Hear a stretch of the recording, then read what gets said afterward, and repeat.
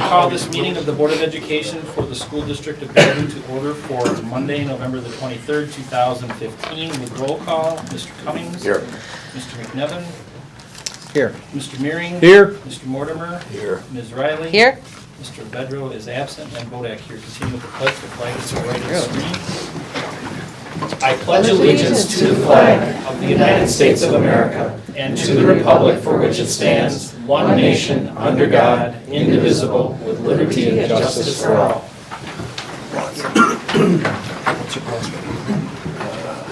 I would entertain a motion for the approval of the minutes of the November the 9th meeting as printed. I so move to approve them. Second. Motion by Mearing, seconded by Cummings. Any discussion? Hearing none, those in favor, please signify by saying aye. Aye. Those opposed?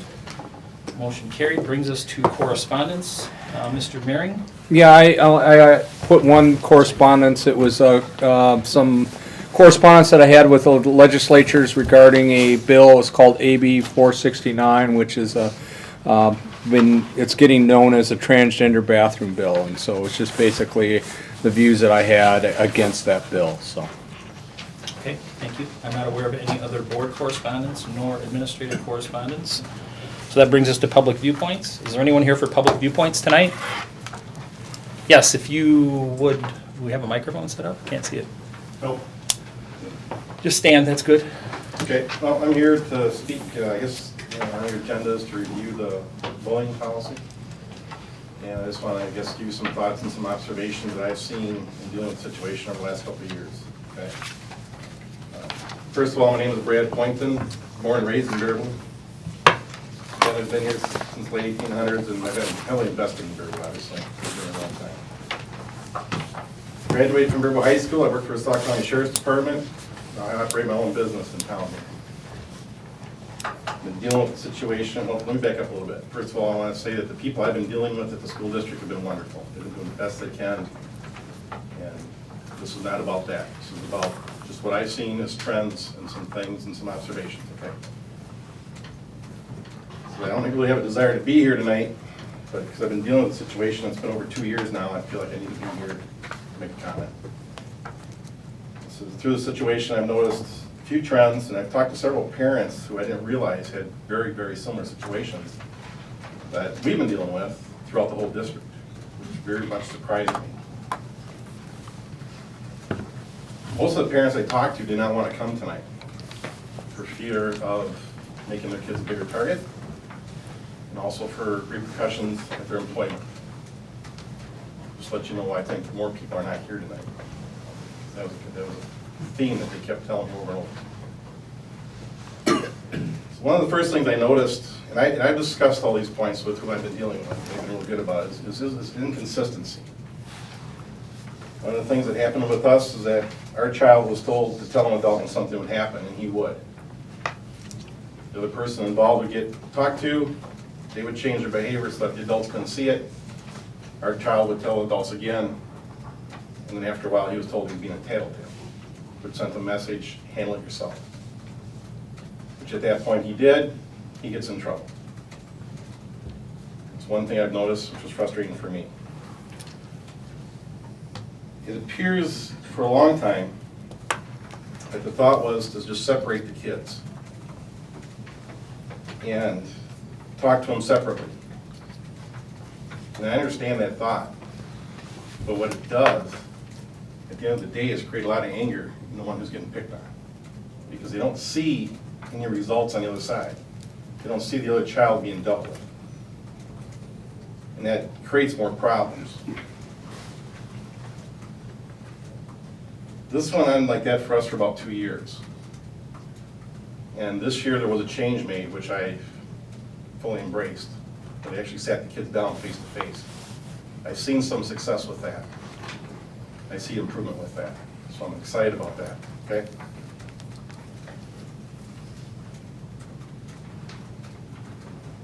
The part that's frustrating with me is that the other child that's involved with this is physically assaulted my child. We filed a police report. I know that he teases other kids at school.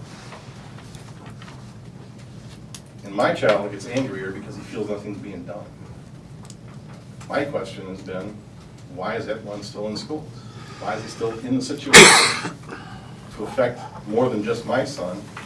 He affects a lot of other kids as well, my understanding from what I see, what I hear. And I don't know if there's maybe some laws in place or something that affect that, but that's one question I've got, is why is it allowed to continue? Why isn't the one, starting the problem pulled aside? When something does happen, for obvious reasons, they get the kids separated, but the one that's being picked on, because they're told to step out because they're easily identified as being part of it, feels that they're being singled out, they become a bigger target, and they get out. And then targeting escalates because they were walked away. They didn't do anything, Sometimes they did, but most of the times they don't. It takes sometimes a little bit more to identify the other part of it, but eventually they both get talked to. So the ones getting picked on didn't respond always correctly because they're getting angrier. And they're told how they should respond differently. They take that as being punished. They take that as being more of the, blame instead of being helped. So they lose confidence in who's trying to deal with them. They lose the trust, which then creates more of a problem. And this keeps spiraling up.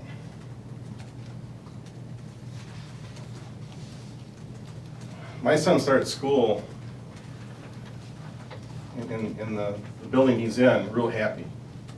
He's now an angry kid who's asking more than once to move out of this district. That's hard for me to take. I'm from here. Raised here, really invested in this community. And this is what's coming out of him because of the way he feels. He doesn't feel he's got support, doesn't feel he's backed. And every day, I won't say every day now, it's gotten better in the last couple of weeks, I gotta tell you that. It has turned it because of the little bit of change the change that we've seen take place. We've seen it get a little bit better in the last couple of weeks. I'm not gonna deny that at all. But he's still an angry boy. I talked to him again this morning. He's still angry about and has a lack of trust on who he's dealing with because of what happened over the last 2 years. So I hope we can learn from that. The second trend, I've kind of touched on a little bit, which is where I think things are done backwards. In order to calm whatever's going on down, the one that's drawing attention is the one that's told to leave, and that's usually the victim in this case. And that's where it escalates the problem. When they become a bigger target, the other kids see it, and they feel let down at that point. Because they're like, why should I have to leave? I didn't do anything. I had a situation where my son sat down with some kids he got along with. The kid that picks on him came and sat down. A problem happened, and he actually was told that he should have gotten left. Why? What did he do? He sat down at the wrong table because the other kid wanted to eventually sit there? That makes no sense to me. I understand they're trying to just dissipate a problem quickly and then deal with it later. I get that. The problem is it creates more of a problem and ultimately makes their job harder. The third trend is outside influence. We had a real bad experience with a sports program where there was an issue. Our son stood up and took responsibility. They didn't deal with any other kids. Took it to the board that handles this group of kids. They made the problem even worse. The coach actually came out and said that, well, if I would have dealt with the other kids, I would have lost half my team. What message are you sending to 10-year-olds? What are those people putting out there? This makes your guys' job much, much harder. Because that increased our issue tenfold, which caused more problems for the people that handle that building that my son is in because of these outside influences. Byproduct that I found, or what I have found talking to other people, and I didn't go out and look around for people. People started coming to me when they started hearing about this, okay? I was surprised and shocked at some of the people that talked to me that I've known that I did not realize were having issues similar to ours, except they're in the middle school or they're in the high school. And most of it revolved around the sports program. which I thought was intriguing, interesting. One person moved their child to a neighboring city and has had a great experience there. They tried to get a result here, made no headway. Another person's child chose to try to graduate early to get away from the issues because they felt they're getting no help. The general takeaway I took away from these parents was that they don't speak up because they don't feel there's support. They don't feel it's worth anything. They think it's just going to create more problems for their kids. They just try to ride it out and get them through and get them out of here. I've been told on more than one occasion, get my kid out of the school district. You know, get them to the charter schools, get them to SAUC, get them somewhere. Because it's not going to stop. That's frustrating for me, especially born and raised here, graduating from here, you know. Something's amiss. I encourage those parents to come here and talk tonight, but they're all fearful. They don't want to speak up. I'm taking a chance by speaking up.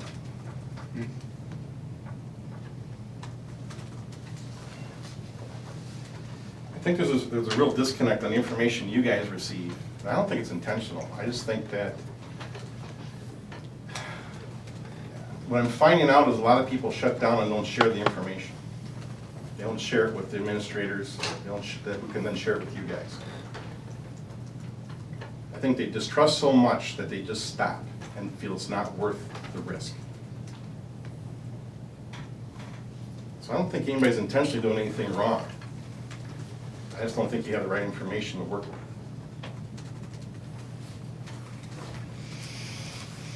Again, I want to just say again, the people we've been working with have been wonderful, and I hope that continues.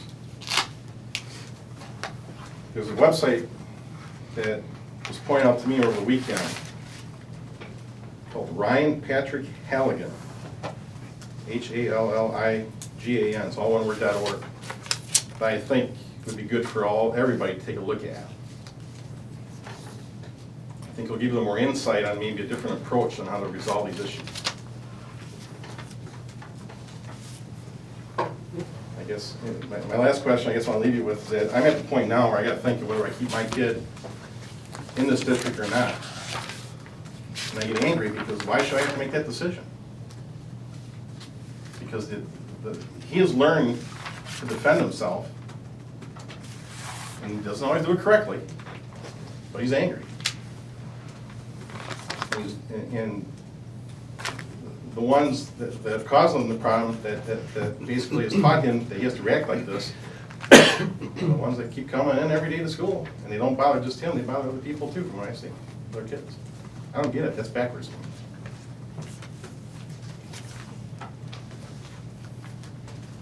All I have to say right now, yes. Thanks for your time. Thanks, Brent. Any other public viewpoints? I'd just like to add a few words to what Brad was saying. My name is Kristen Doral. I have kids both, they're all, grade school and high school.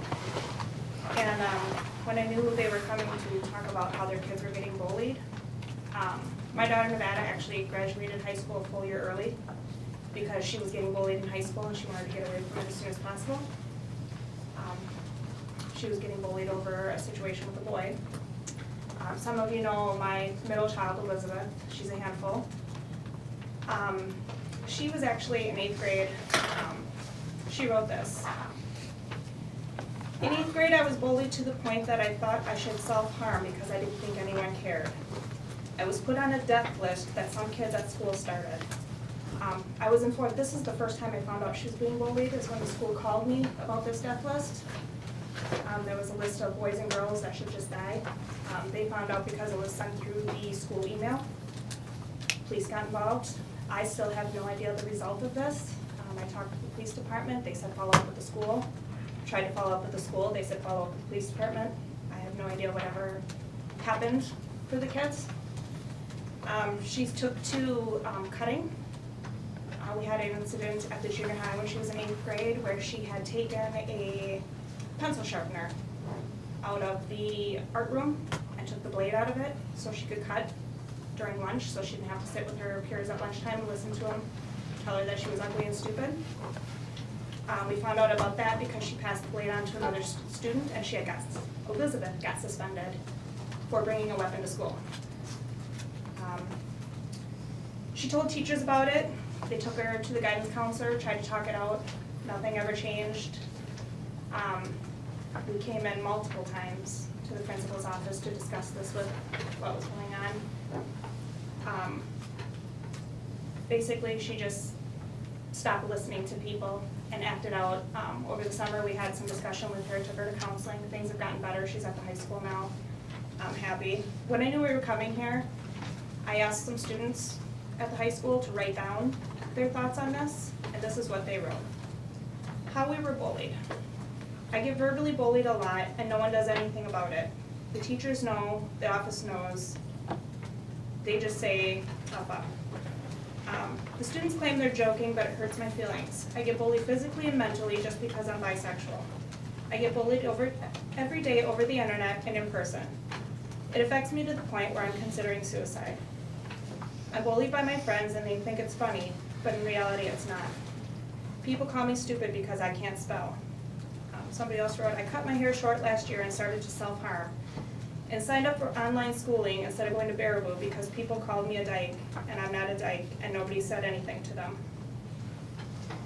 Somebody else wrote, because of my looks, people think I'm a bitch and a prep, but I'm a country girl who loves my animals, loves my friends, and loves my family. Somebody else wrote, you'll grow out of it.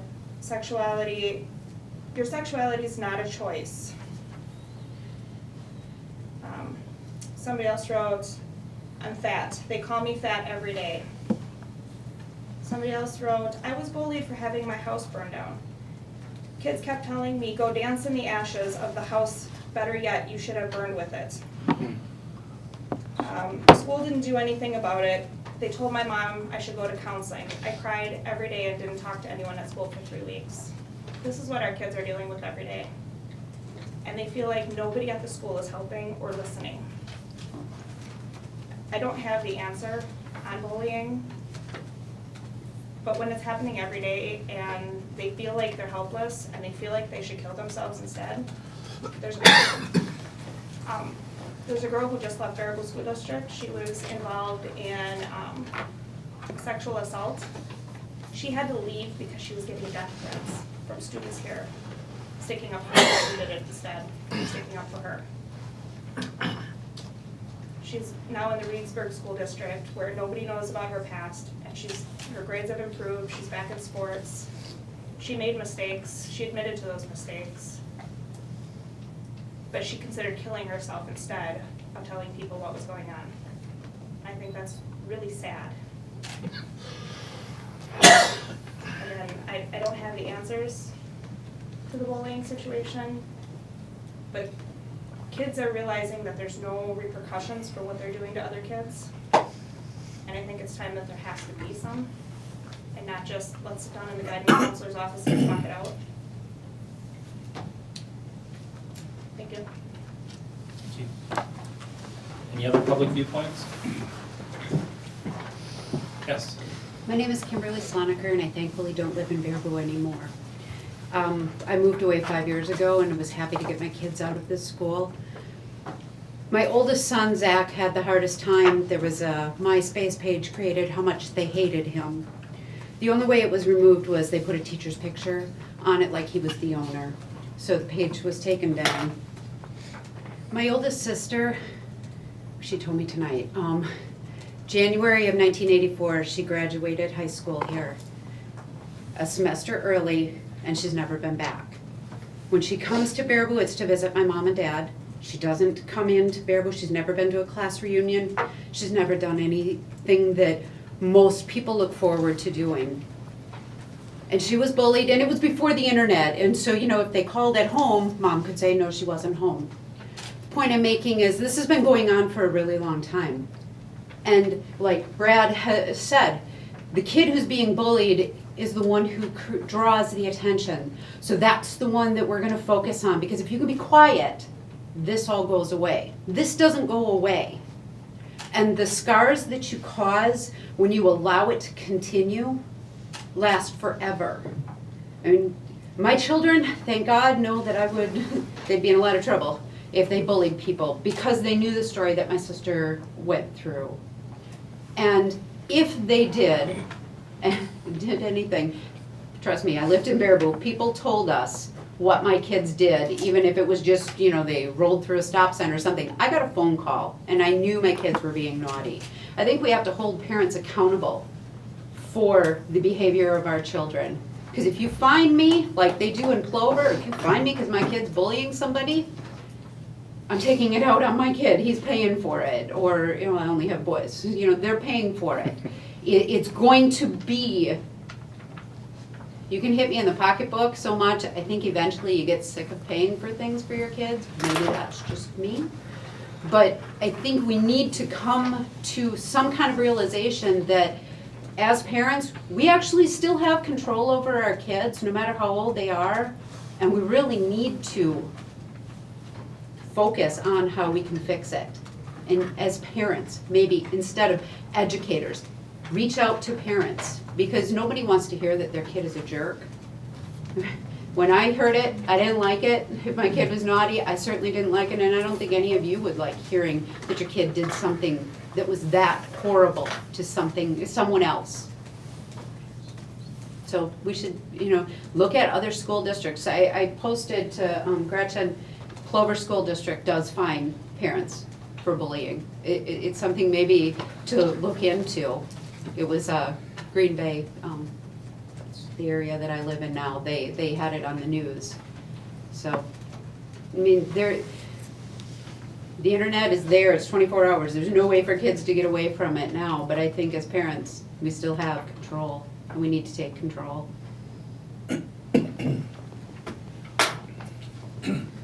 Any other public viewpoints? Any other public viewpoints? Yeah, do you guys ever bring in parents from the kids that are doing the bullying? Just have a talk with them? Because we're at the public viewpoint, it's really not a question and answer session. If you want to leave your name, I'd be more than happy to get an administrator, get back to you with an answer and have a conversation. Okay. Okay, thank you. Any other public viewpoints? Any other public viewpoints? Hearing none, we move on to the agenda entitled Staff, Student, and Community Recognition. And I'd like to turn it over to Chris Olson, who's going to make a presentation. At West, we've been really fortunate to have Senior Chris Hom, who is a community member here in Baraboo. He happens to work for Alliant Energy, but he's been coming into West and to GLW for 8 years. And he has been spending time each month in our kindergarten classrooms teaching kids Spanish. And albeit fundamentals and lots of new vocabulary terms in Spanish, and has really helped to facilitate more and more of a love of learning and building on our literacy work that we're doing, working so hard with in kindergarten. Our kids just love seeing him every month. We wish we had him more often.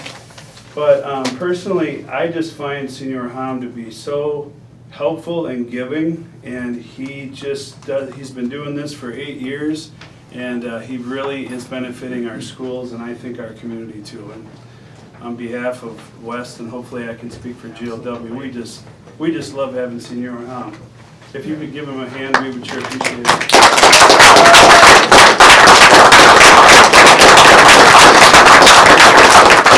I just want to say, when I was in first grade at Meade School in Wisconsin Rapids, some high school students came into the class and they just gave us a half-hour Spanish, and I was hooked.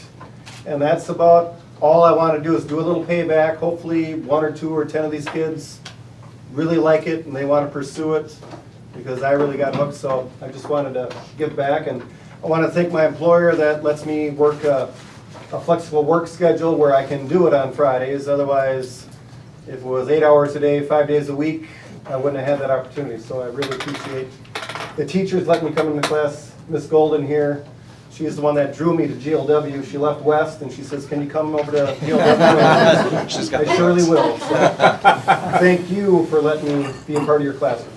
It's interesting, Senior Hom told me the other day when he was at West that We have a little case study going on. We have some kids now that are in high school, Junior high. junior high, I'm sorry, that were kind of the first group that he had 8 years ago. And so it's kind of interesting, we're like, we need to study this, see what kind of impact. And I've been teasing him too, I'm like, come on, Chris, we need these kids fluent in Spanish by the end of the year. We're not quite there yet, but thank you again, Cindy.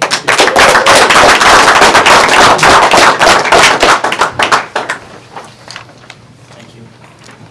Brings us to item 5, continuous school improvement, and we have with us tonight Stacy Went, who's the Jack Young Middle School STEM teacher, and she also has, we have some students with us as well. Showcase the progress of the new program. Good evening. My name is Stacy Wendt, and I am the STEM teacher at Jack Young Middle School. STEM stands for Science, Technology, Engineering, and Math. I'm going to talk a little bit about the program, and then I'm going to actually have some of our students come and showcase the projects they've been working on this past quarter and a half here.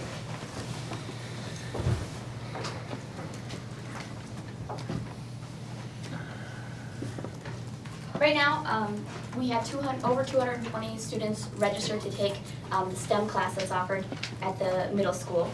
We have 2 classes that are offered within that scheduled class. One is design and modeling, and one is animation and robotics. We're going to touch on those a little bit. In both of those classes, we really focus on engineering and how can we make the kids gain those employability skills to be successful in the future. We use the engineering design process with each of the projects that the kids that they work on, and the kids will show you in a little bit. So I'm going to let them talk a little bit more about this.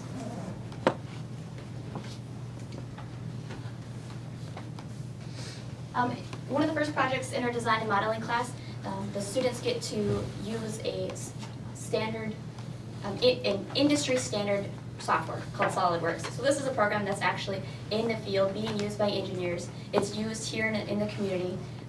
Flambeau, Teal both use this, and then we've talked to some other businesses. Reedsburg, Seats in Reedsburg uses this program. So they're really excited to see the kids get the chance to use this CAD software to build some of their designs. So this is just kind of a project that they worked on sketching, measuring, actually making each of the individual part files and assembling them so that they could do stress tests and presentations all within SolidWorks, making the technical drawings, and we actually sent these files to the 3D printer and have a 3D printed model of something that they created. So this is an example of a project-based assignment that the kids had to do. We focus on project-based and problem-based. One of the problem-based tasks that the students have worked on this past quarter in the design and modeling class, they were given the problem that there's a 6th grade student, and there's only one in our school, 6th grade student that has a hard time getting to class with all the required materials that this student needs. And so the students used the engineering design process to determine what was the problem. Why isn't that student coming to class with the materials they need? And they discovered that it was because they didn't have things organized in their lockers. And so each of the teams worked at sketching up an idea that they could create to help the students stay organized. Some of them created an actual product, some of them had a system to help the student stay organized.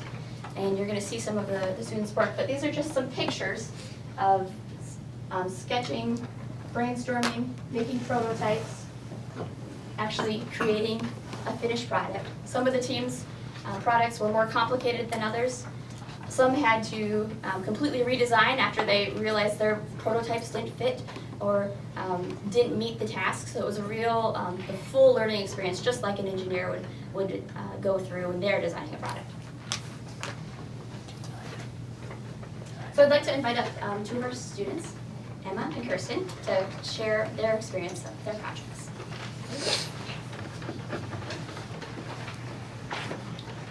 Hi, I'm Kirsten. I'm Emma. We're 2 7th grade students from Mrs. Went's class. And we really enjoy this class because we get to do a hands-on work. And it's not like all the other classes where we just like talk about what we're doing. We kind of like actually get to do it, and I think that's really cool. Yeah, we get to create and use our imaginations a lot in STEM, and in other classes we're kind of just learning about the concepts, but in STEM we're making them hands-on. And also, so where we use the engineering design process is, so first we would like think about our problem, which was a sixth grader who would come to class late sometimes and he didn't have all his stuff.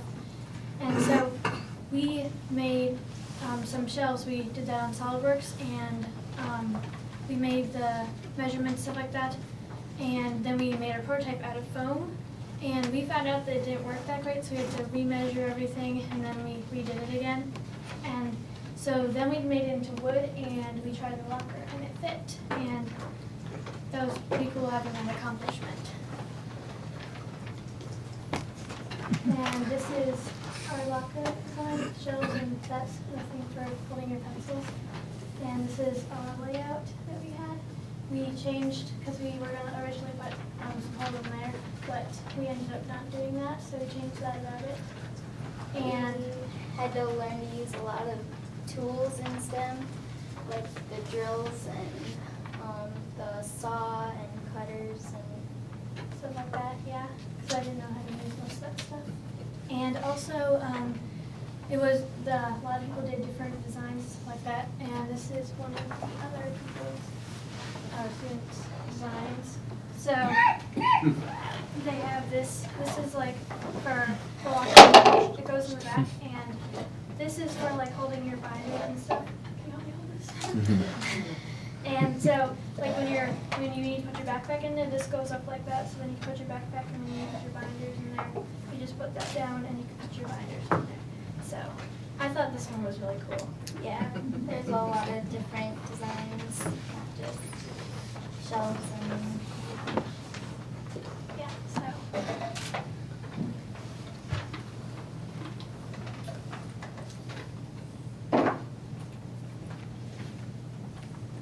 Thank you very much, ladies.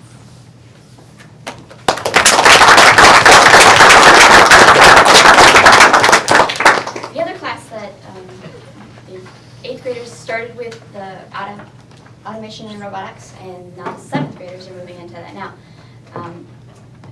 Again, 2 different projects, or over 2 different projects, but the 2 that we're going to focus on today. The first one was problem-based, and we gave the students 10 different situations, and they had to use the background knowledge that we started out with this year of mechanical systems and how to put things together to solve this problem. So I'm going to invite Ben up here to showcase his project. Okay, so the problem that I was given was I had to create something that could like move things, but also for someone with like little mobility, like maybe older people. Like 20-year-olds.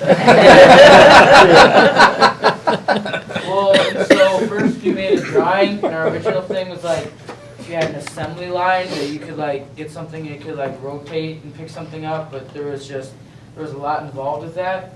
So then I thought of those things if you need to get something off a high shelf or something, you could do that. And so we made this claw type thing, and then we had to program it in the computer we connected a motor and a Cortex to it, and so we downloaded our program out of the Cortex, which was connected to the motor and a battery. So once we downloaded it, we also had a switch or a button connected to it, and so we would press the button, and the Cortex, it would have it downloaded on it so it would know what to do. And this is our thing. It's not extremely light, but you press this button and it opens. You press it again. I missed. Alright. Do it again. And it closes, you can pick something up and set it back down again. And that was the basic project. A big issue was trying to connect all this to the thing because it was a little awkward and it's pretty big, but that's what I did. If you want, we can go ahead and pass it on. Take a closer look at your work. What the students use to program is called Robot C, and it's a combination of C++ and Java. And the 8th graders are actually writing code to drop in there. There's a little bit of click and drag, but the students are the ones that have to input all of the variables and run each of the different programs. So that's probably been the most challenging part of it, but it's something they've definitely been able to overcome.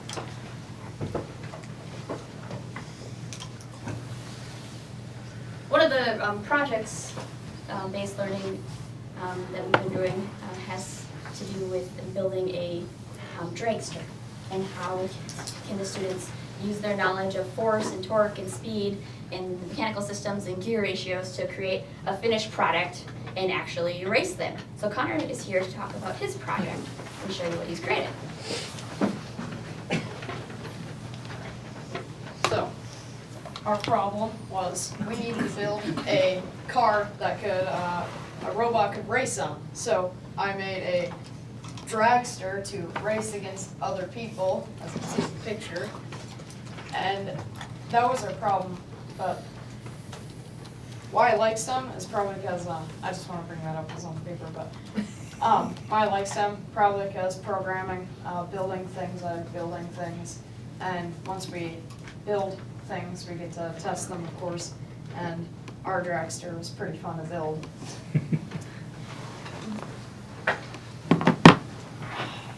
Go ahead, show test.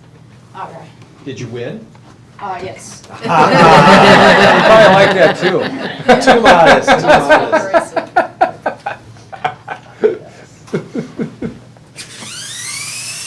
Oh, yeah, I'm not beating that.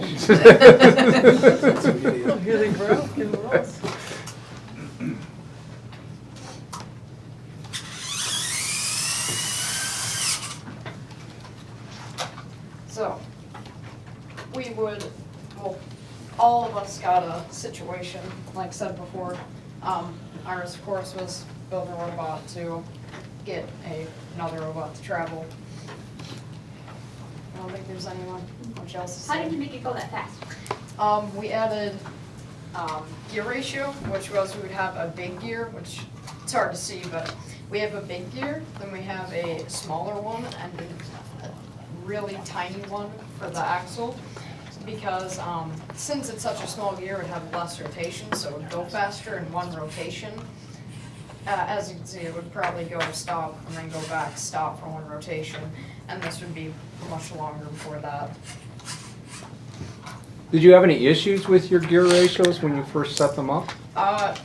We had a couple problems. We had where we had, at first we tried just smaller axles for this, so it would wobble more, and when we first added the gears, all the wheels fell off right away.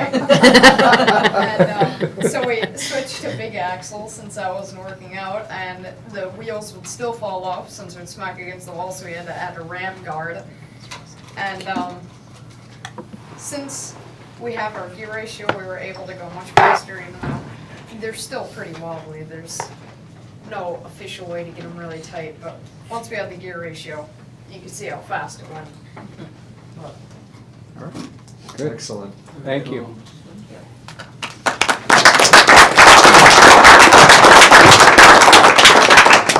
Okay, so it was on the sheet, and I forgot to add why I like STEM class. I like it a lot because you get to use a lot of creativity, and the only other class really like that is art, but I'm not the most artsy person. But with this, I got to like imagine something and draw it, even though the drawings weren't the best, and I got to build it. And I built the car too. The result wasn't exactly perfect, so I'm presenting that, but most of these have 4 wheels. My car that I designed had 3 wheels and had 2 in the back and 1 in the front, and I just like being able to like think of that because nobody else really did. Next. So we welcome you as our school board administrators to come in and see our class at any time. We tried our best to bring our class to you. And let's open it up to any questions for myself or the kids. Well, I mean, Ed and I both attended a business open house too. And I mean, this is one of our new spaces, and again, we're very proud of this new space. But the fact that it's now being used to develop future scientists, engineers, and people that could go beyond and work in our community to help our businesses too, so. That's a comment, and I'm not necessarily a question. So. Do you have any partnerships with area businesses, or have you had speakers come in and? Yes, we've had some of our business partners come in. Actually, I teach a careers class too, so it's kind of been a good fit with having them come in and speak about engineering careers. And I've got one coming up tomorrow actually, and one later on next week. And then we're also working on developing a business partnership with some of the local businesses and having them come in and work with our students on different projects and things. But we're a quarter and a half in, so we're still working on that development part. But it's going to be pretty neat, I think. Thank you very much. Thank you, Stacey. Thank you. Awesome. We've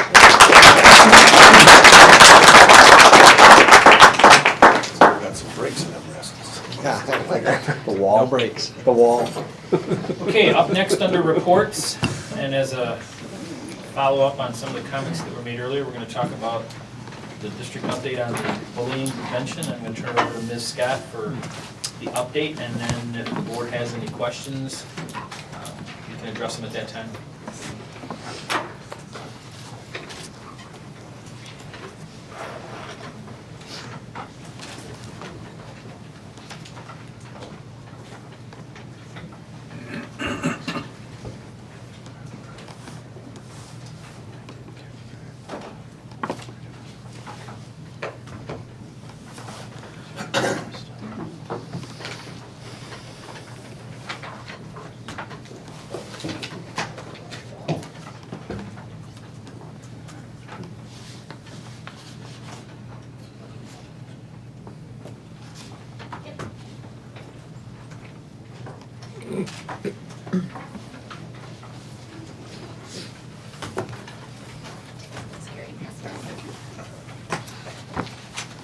Alright, so I wanted to come before the board tonight and just do a kind of a brief overview of all of the steps that the district is taking and continues to take to address bullying. I'm not gonna highlight everything that we do, but I certainly wanna give you the broad picture. We have several board policies that dictate or help govern student behavior. I have listed those here, and I will share this presentation with the board once we're done. In the handout that's coming around, you specifically have a copy of our bullying policy. And so that defines bullying. So when we are investigating whether or not an act is, if we consider an act a bullying act or not, we refer to our board policy and that definition. Also, you have a flow chart on there that I'll talk about in a minute, but the flow chart represents our district protocol for how we respond when incidences of bullying are brought to our attention. Unfortunately, bullying has become kind of a catch-all phrase that is used sometimes to describe student behavior, and it may or may not in fact be bullying. So one of the things that we try and do is we try and educate our students, our staff, and our families on exactly what constitutes bullying. And is it bullying versus like pure conflict versus hurtful teasing. And so there's very much a difference between those types of behaviors. And so as part of our job when those incidences are brought to our attention, as part of the process that we undertake to investigate the incident, we take a look at the circumstances surrounding the behavior and whether or not it truly meets the definition of bullying.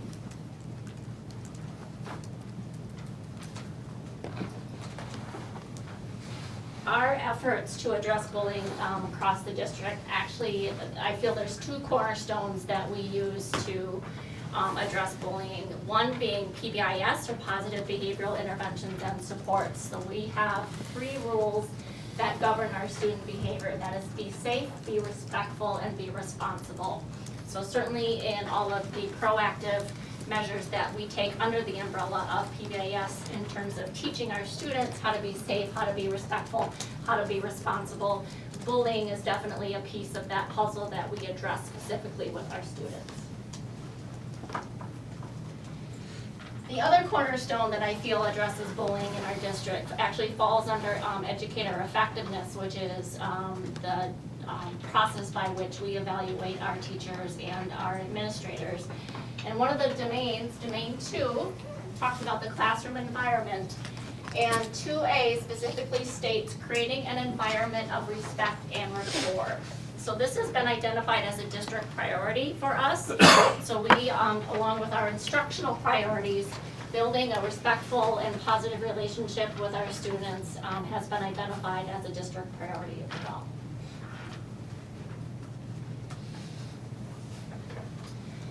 So as part of the PBIS efforts, of course, we are teaching appropriate behaviors. You know, often when I think about PBIS, we think of if a child can't read, we teach them how to read. If a child can't do math, we teach them how to do math.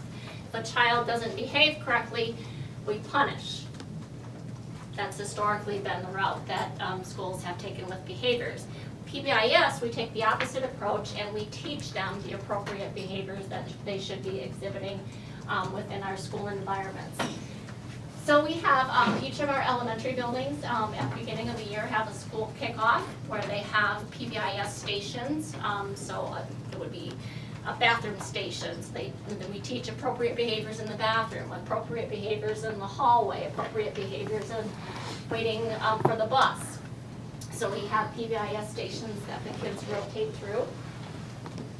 We have acknowledgement of positive behaviors, so each of our elementary buildings have positive reinforcement slip. Sometimes they're referred to as panther paws. What else? Wildcat coupons? Wildcat coupons, so each building kind of has a different name for them. So those are handed out to individuals. And then classrooms also have classroom-wide rewards, so if the class earns a certain number of those tickets or coupons, then the classroom might engage in a reward, same as a school-wide reward. So if the school as a whole reaches a certain goal, then there might be a school-wide reinforcement. And then also as part of the PBIS, each classroom has what's called a classroom matrix. Here's an example of the East Elementary where they define what it means to be respectful, be responsible, be safe. And it's identified for each of the different environments within our buildings. This is, I know it's kind of hard to read up here, but you do have a paper copy. So along with our bullying policy, this is the district protocol that we follow whenever a bullying incident is brought to our attention.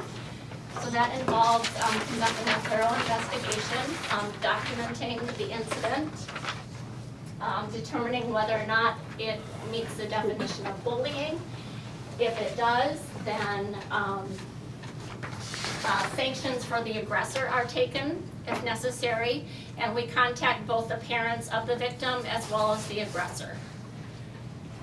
If it's determined not to be a bullying incident, but obviously still needs to be addressed, both the parent or guardian of the victim or aggressor is notified of the incident. If there's any disciplinary action that needs to be taken, certainly we would do that as well. And then on both sides, whether it is or isn't a bullying, an incident of bullying, our school counselors also follow up with the victims involved in those incidences and check in with them on a periodic basis just to see how things are going, if the incident is still continuing to occur or if it's been successfully resolved.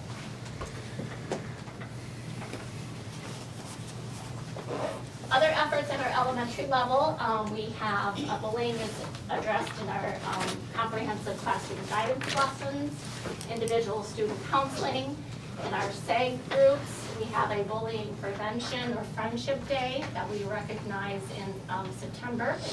And then we also track our data through a system that's called EduClimber. What are SAG groups? Thank you. Student academic intervention groups are like small group counseling. Okay. And what, could you maybe go into a little more description of what that is? I mean, is it like kids who are having problems or just we're going to have a So an little... example of that might be a social skills group. So Okay. maybe there's a group of students that has difficulty making friends or maintaining friendships because they lack the social skills to be able to do that. So it'd be getting that group of students together, explicitly teaching whatever skill they may be lacking, having them practice that skill, and following up with them and seeing if they are able to carry that skill over into the classroom. Okay. We also do groups for students whose families are going through a divorce, for example. We also Sure. do groups for students that have experienced loss, so death of a parent, death of a grandparent, things like that. You quote on here, bullying prevention / friendship day. That's a one-day event?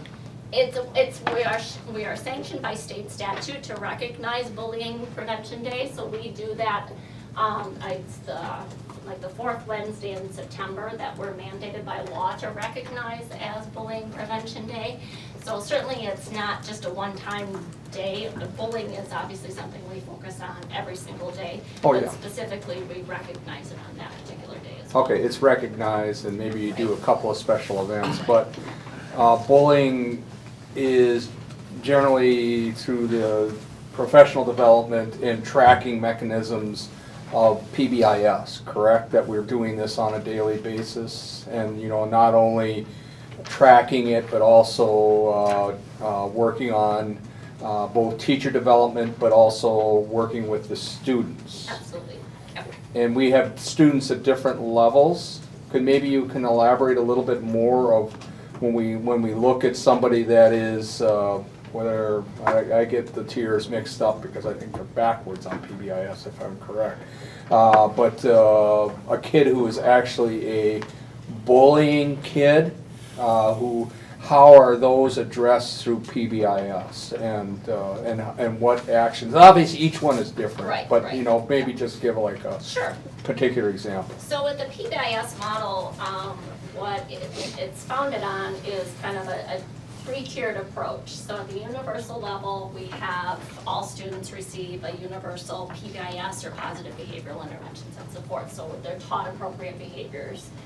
Those behaviors are reinforced. As you move up the tiers, the intensity of need increases.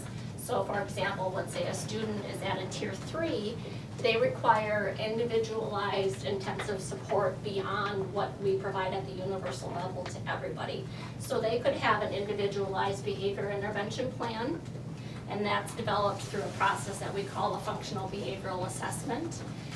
We have students that are on check-in and check-out, for example. That's an intervention that we specifically use here in the district as well. So it's tailored to whatever that student needs at that particular level. Mm-hmm. Okay. Does that make sense? Yeah, so a student maybe is bullying, and so he might be one that would be utilizing a check-in, check-out Possibly. procedure. Possibly. Or working with the school counselor individually to address some of those behaviors. Okay. Okay, thank you. Just a couple examples of how we weave bullying into our developmental comprehensive guidance system. We utilize books. So this is an example of a book that we use at the elementary level called Bullies Never Win. So that would be a story that the professional school counselor comes into the classroom, reads the book with the students, does a lesson around that book in terms of addressing bullying. Another thing that we do is there's a specific component of PBIS that addresses bullying. That's called Stop, Walk, Talk, and it teaches social responsibility skills. So it's kind of a 3-step process that we teach our kids on how to respond to bullying, if they should see it as a bystander or if they should actually experience it as a victim. So again, it's just increasing the tools that they have to be able to work through that situation. At our middle school, we follow the same district protocol that you have before you. The middle school has also brought in guest speakers. They address bullying specifically during their TA time that every single student has. The web leaders have taught lessons to their fellow students as part of that program. We show the movie Cyberbullying to all 7th graders. And the middle school right now is investigating an anonymous reporting system that they hope to be able to bring into the district. And then if necessary, we also make referrals to our police liaison officer if that is warranted as well. The high school, again, the district protocols followed. Our administration has been trained in restorative practices. So if you remember at our last board meeting, Kristen Rockwell and Jen Moore came and gave the board an introduction on those restorative practices and how we can incorporate those into our buildings. We have some staff that are using a technique that's called circling, which is a specific technique that you use to build a sense of community within your classroom. And the teachers that are using that are really seeing a significant difference in the daily interactions of their students in terms of them being more positive toward one another. Of course, we get our student services involved if necessary, so our school counselors work extensively with our students. The high school does have an online anonymous reporting system. If you go to the high school's webpage, on the left-hand side, it says bullying report form. So students can use that to report any incidences anonymously if they don't feel comfortable coming forward. And then, of course, referral to our PLO if necessary. And that's it. So questions? Maybe not a question, I mean, we do have a policy, and then again, we have a copy of it here. There's also a rule that also for the board, if they want to ever look it up too, it gives procedures for reporting, procedures for investigation, sanctions and support, disclosures and public reporting, and education and training. We obviously have some parents here tonight who are very concerned about this issue, and we are concerned too, and we want to continue to, and this is just, again, even if everything's running well, there may be things that we're not aware of, but we want to continue to keep that awareness up, because this is not a problem that we want to hide or run away from. One of the things that we're working with, and we're working in conjunction, and this is high school, but it could translate to a lot of other issues in a lot of other areas, is we do have a collaboration right now with Hope House, and we do have in our audience tonight Robin Burial, did I say that correct? Okay, and she is with Hope House, and we have a collaborative grant which is working with a wide range of issues, but bullying is obviously going to be one of those issues that we're working with.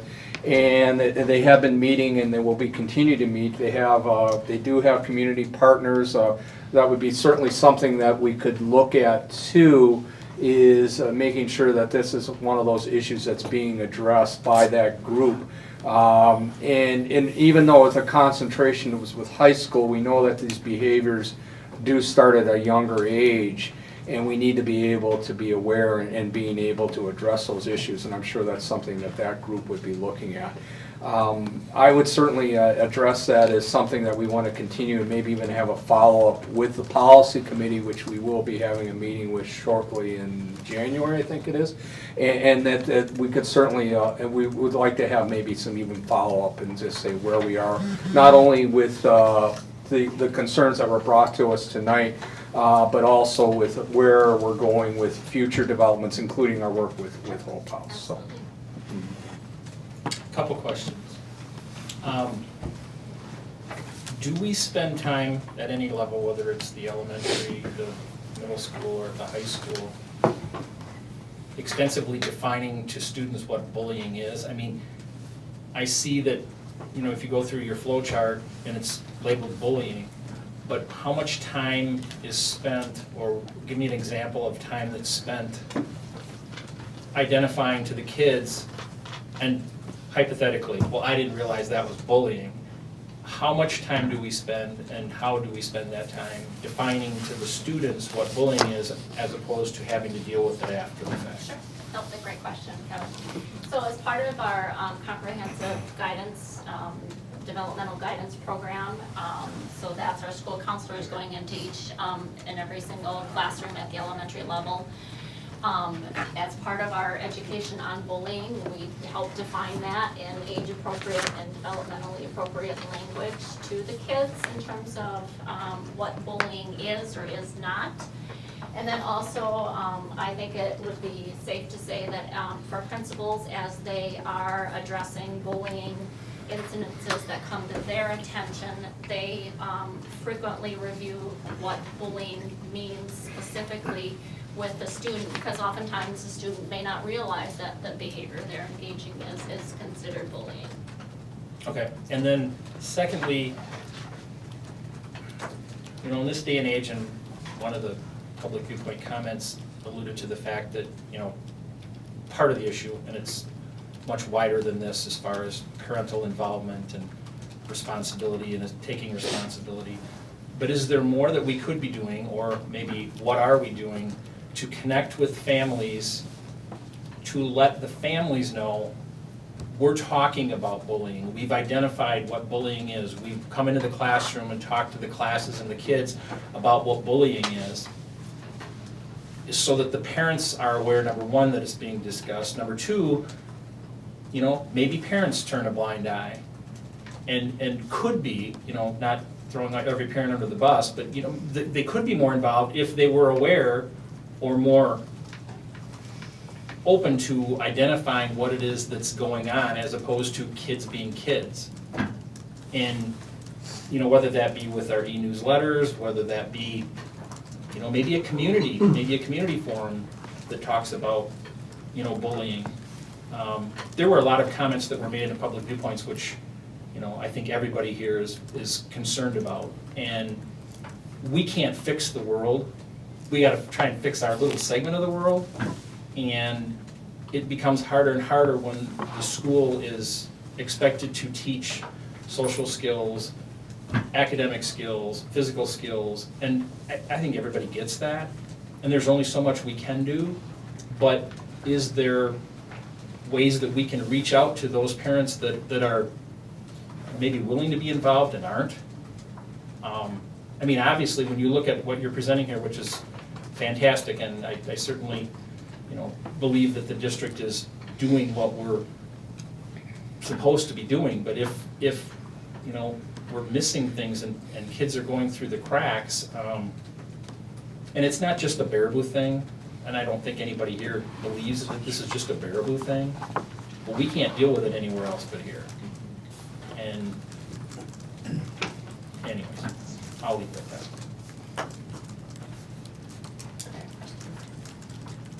Is PBS working? Yes. Why did I expect you to say that? I'll bet she has data. No, I do think it's working. Do we still have challenges? Absolutely. And I think Ed brings up a good point, is PBIS working, and we can certainly say the answer is yes. And I think somebody joked about the data. Well, let's maybe at some point have a future where we talk about PBS actually looking at that data to see how is it translating to overall scope, but in each individual building. So. Happy to bring that forward. Mm-hmm. Any other questions? Thank you. Thank you, Danny. Thank you. Thank you.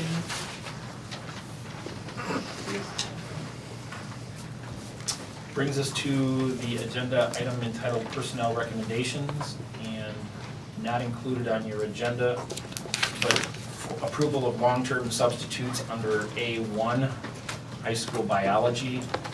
Michael Prutish is the name to include for that position. And also Andrea Hauser for the high school English. So I would entertain a motion for the approval of those two long-term substitutes. I move to approve those two substitutes. Second. Motion by Meering, seconded by McNevin. Any discussion? Hearing none, those in favor please signify by saying aye. Aye. Those opposed? Motion carried. Brings us then to the first item under new business, which is the approval of the Baraboo High School band trip to New York City. And we do have Griffin James with us tonight. Do you have any students with you? No. Well, we're gonna leave it up to you then. Okay. So I believe we should have a copy of the itinerary. Yep, the itinerary is in your board. Yep. Excellent. So I'm just trying to keep in tradition with what Mr. Lang has done for many years and taking a trip to New York every 2 years. So 2 years ago, he took a trip. We'll take another one this year, hopefully. I've been working with Educational Performance Tours on crafting a trip that's not only musically educational, but also offers a lot of the touristy fun that you can get in the big city. So I'm sure you've looked at the itinerary a little bit. You'll see that not only are we going to see some of the sites in Manhattan, but we're also going to have an opportunity to perform at a site in Manhattan. We're going to have a local musician or two come in and work with our students. And we're also going to have the opportunity to see a Broadway show. And the thing I'm probably most excited about is going to see the New York Philharmonic Orchestra, which is one of the best orchestras in the world. So it's pretty jam-packed once we get there, but I think that's the idea, to try to get as much out of it as possible. So I've circulated this itinerary around to students and parents just to make sure that it was okay with them, that they didn't see anything that was concerning, and that they saw that it was valuable. And I've gotten a lot of positive feedback and interest in students and parents wanting to go on the trip. So I just wondered if you had any questions about it. Move to approve. Second. Motion by McNevin, seconded by Cummings to approve the band trip to New York in March. Any further discussion? Hearing none, those in favor, please signify by saying aye. Aye. Those opposed? Motion carried. Thank you very much. Thank you, Griffin. Thank you. Thank you. Good evening. New business B, approval of disbursements. Turn to Chair of Finance, Mr. McNevin. Move to approve. And I will second that. Motion by McNevin, seconded by Cummings. Any discussion? Hearing none, those in favor, please signify by saying aye. Aye. Those opposed? Motion carried. Brings us to C, approval of the resolution pertaining to the Assembly Bill 481 and Senate Bill 355. And for discussion and motion on that resolution, I will turn to Mr. Mearing, Chair of Policy. Yeah, the copy is in your packet. It is basically about some legislation that is before the Assembly and the Senate, and it's regarding school referenda. And a lot of what this will do is will take a lot of powers out of our hands of when we can do it, and then if there is a failed referendum, it'll also implicate when we can do a repeat one. So I mean, it's something that the legislature's doing, which is again taking away local control from school boards. So it's my recommendation, and I'm making a motion that we approve this resolution. And so that's my motion. It's what's in the packet. So. Second. Having a motion by Mearing, seconded by McNevin. Any discussion? Hearing none, those in favor, please signify by saying aye. Aye. Those opposed? Aye. Note Mr. Mortimer's opposition. Brings us then to D, the discussion and approval of the 2016-2017 new course proposals. We were forwarded a descriptive of all of those classes previous to the board meeting. And Jane is here to speak to anybody's questions in particular on any of those, if there are any. The only question I have, or maybe more clarification, one of these proposals is in large part a result of when I talked about a collaboration with Hope House. Is that true? Could you explain a little bit more, or maybe Glenn could explain a little bit more? Sure. Looking to see if Mr. Turkington is here. The Leadership Principles course, which will be a Phi-Ed credit and health credit, it's going to, I think, really build on all kinds of important leadership skills. Coach Turkington is wanting to grow and provide our students these opportunities to learn about all these important qualities that he's trying to help teach these students. So I think the opportunity here is with Hope House, it's going to really be able to grow. He's already starting to implement some of these lessons with students during the enrichment period. So in a way, he's going to do some piloting with these all of this curriculum this second semester, and he's starting as soon as even before the second semester to pull students into the enrichment period once a week in order to use this curriculum. So I think it's going to I think it'll be really popular and just an opportunity to really grow those important soft skills that we want to teach in our students. Okay, and these are skills that, again, we've talked about maybe some issues that people are having, but these are skills that our employers are looking for. I'm hearing that more and more when we are going there, and we are hearing about the importance of having those STEM skills, but many times it's, yeah, I got to have those skills. I got to have those kids who have that knowledge. But having the character and leadership skills are actually may even rise above that. And so I think this is an important course that we really do need to have in more ways than one. So. I just want to stress too, there are community partnership opportunities within this class too, in the ways of servant leadership and getting out in the community, as well. So. Excellent. A component of this grant was we had one of our other coaches / teachers be able to go to North Carolina and participate in a conference and bring back this program that Steve Turkington's really interested in implementing, and it's called Coaching Boys into Men. Mm-hmm. And so it's really focusing on leadership skills that you've all been talking about that we want to see in all of our students, and that will be a component of this class, but it'll be broader to include all genders and all different kinds of students. But the idea that Mr. Pettin brought back from the conference was to have some of our young athletes provide service at the Hope House, which I think would be a great learning experience for both the people who are there, but also for our students to give back. So. Excellent. Question for probably Mr. Bilston in regards to the leadership principles. Did something change as far as what the state definition of a FIED credit? Because if I'm assuming this is a half of a FIED credit, is that correct? It would more likely health. Yeah, we're looking into that, Kevin, and it might end up being more of a health credit in the end to see exactly where that fits. Okay, understood.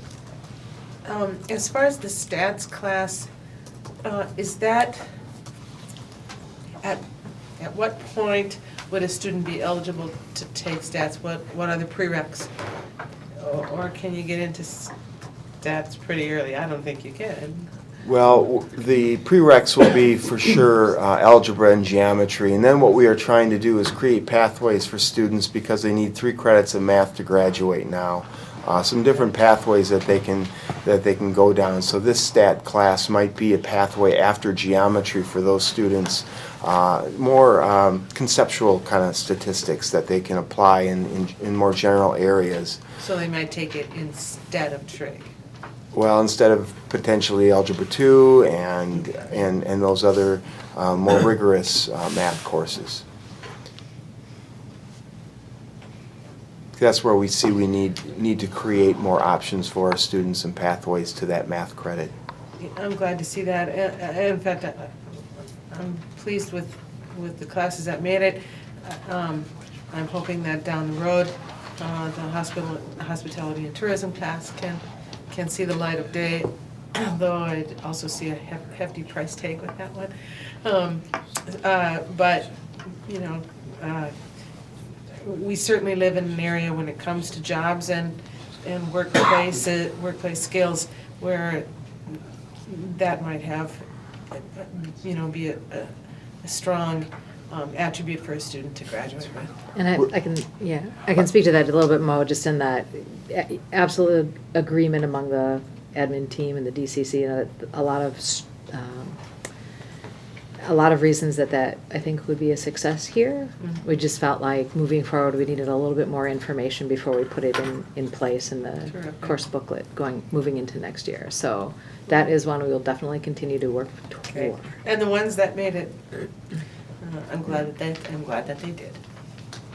We do have Mr. Rohde here and to talk about the AP Computer Science, if you want to say. May I see you sitting there very patiently, Mr. Rohde? I'm gung-ho about it, and if you have any questions, be glad to answer them, but it would be a great addition to our school district to give kids in high school a chance to have a broad coding experience, and that's what that course offers. It's brand new, it's just coming out next year nationwide, so we'd be on the cutting edge of what's being offered in computer science, and just exciting. Well, maybe I do have a question on it. Again, I had a kid who took AP computer science. This is different than that course? I mean, it was an online course that they took. The Java course? Yeah. The way they describe, and I'll be back next year, AP Java, great class. Okay, good. Yeah, don't fool around with my Java. Yeah. But what AP CSP is it's a mile wide and an inch deep, and it just explores tons of computer science topics from a problem-solving and engineering perspective. Sound familiar? It's the way things are going, and it's a great program. What AP CSA, or the Java class, does is it takes Java, which is a very important programming language, and but it's only an inch wide, but it goes a mile deep, and they really have to learn how to code in great detail. Sure. Which is an awesome course, but it's higher level. Yeah. So it would be a great sequence to have that AP CSP, and then maybe in the future have AP CSA.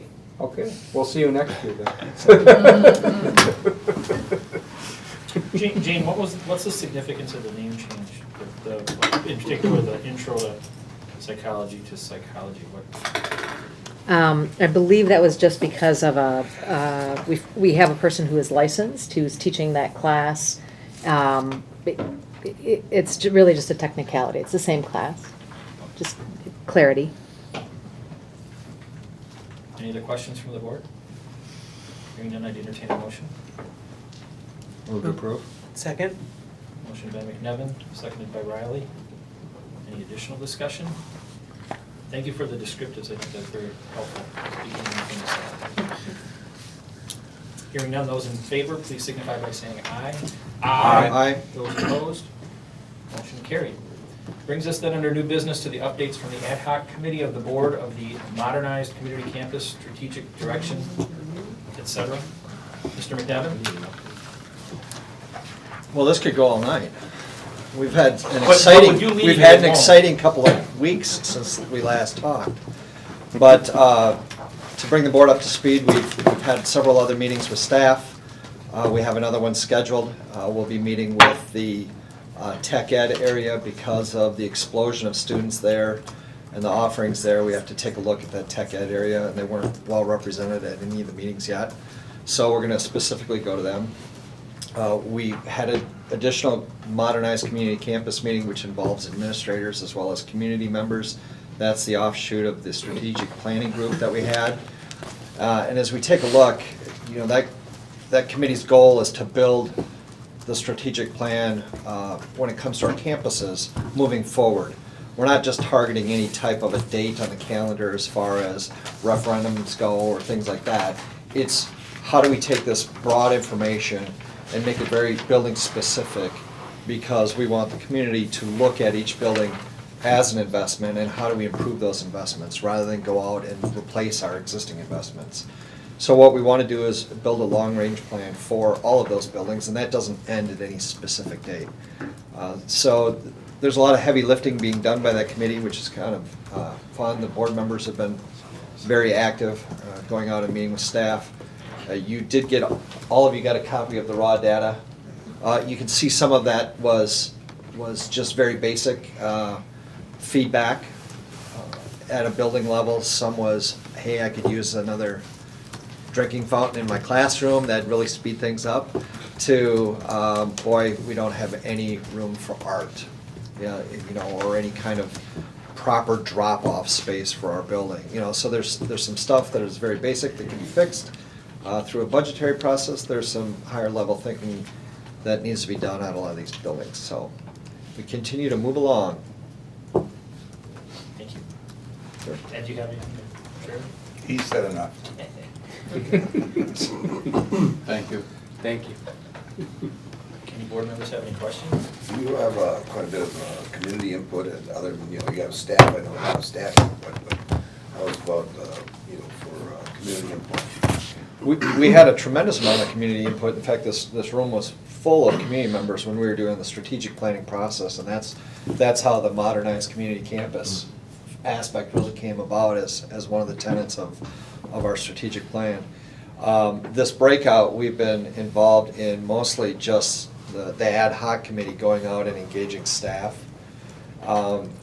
The modernized community campus group that we've got, that's got some public members on it, was looking to expand possibly that group.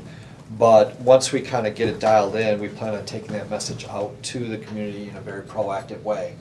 We'll be meeting with Sarah and Kit to talk about a communication strategy. How do we reach out? How do we get the information out? And how do we gauge that feedback? The ad hoc committee has been doing a ton of work, and that is. They do deserve a pay raise, I should tell you that. I think we'll double it right now. Another thing I was sort of Double wondering zero. about, did you ever reach out to some like recent graduates that now that they're out of the system here, what they're looking back and see what they could have helped you out there a little bit? I mean, do you ever reach out to that segment? That's, It's a good idea. that is. Because they're fresh in their mind. Although Sean's a recent graduate, so. Well, you're gonna have some come home in the next few weeks. I was glad to hear about the course offering changes because I'm struggling in Algebra 2 right now. I meant Claire, no. It's college level. But, you know, at the last committee meeting that we had, the larger committee that met here last week, I think it was, there were a couple of groups that were not represented that we discussed, you know, hey, could we reach out to? That wasn't one of them, but I think that's a great idea. And the concern was the number of meetings that we have, making sure that, you know, somebody, we don't want to just have a meeting for the sake of having a meeting. And the original agenda that we had our meeting dates on, which was shared at the last meeting of that committee, was very aggressive. We were meeting sometimes twice a month. And that's an awful lot of a commitment to ask for a community member when there may be an opportunity to condense that. Because I think you're gonna limit the number of people that show up if you're meeting every 2 weeks for an hour and a half or 2 hours. So we discussed that, and I think we can certainly work on trying to get an alum in that. I think we'll tailor some of the communication strategy to what Gary's talking about. Yeah, very good. Well, there were some recent alums on the strategic planning committee too who might be interested. Anything else? We're meeting on the 2nd with the tech ed. Good. We don't have anything else from the board. I'd entertain a motion to adjourn. Move to adjourn. Those in favor? Aye. Those opposed? Thank you.